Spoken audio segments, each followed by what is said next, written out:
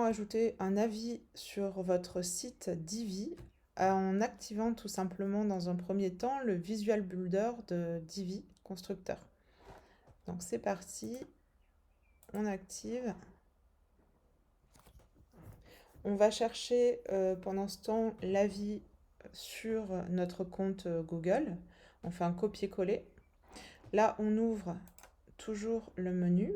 On descend dans notre page jusqu'au bloc en question. Donc là, ici, le bloc des avis clients. On clique pour faire apparaître les blocs. Ça se passe dans le bloc gris. On clique sur la petite roue. Là, on voit qu'on a 4 avis. On vient dupliquer celui d'en bas. Là, voilà. Et on vient cliquer sur la petite roue pour pouvoir modifier l'avis et le texte. Voilà. Donc là, vous venez copier votre nouveau texte. Ici.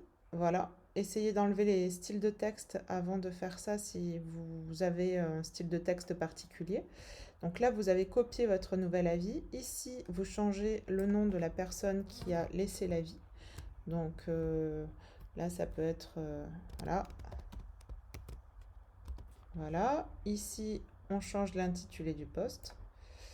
Et là, on le voit en fait sur la page, mais on ne le voit pas ici dans le bloc parce qu'il est en blanc. Il est là. Donc ça, c'est un avis LinkedIn. On va le passer en avis Google. Donc on va faire... Voilà.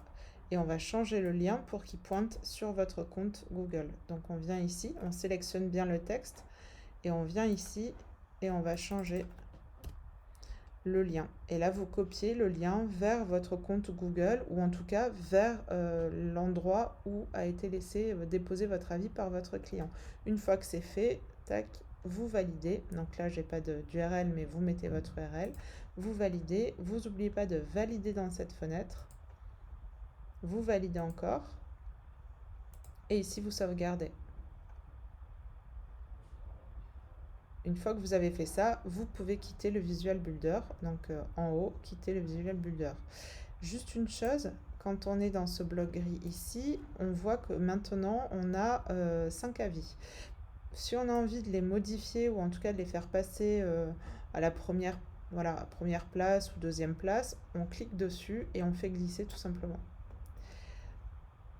Voilà, hop, on sauvegarde. Et automatiquement, s'il y a une animation, elle se fera toute seule, il n'y a rien à modifier. Et donc là, on peut quitter le Visual Builder. La modification est faite.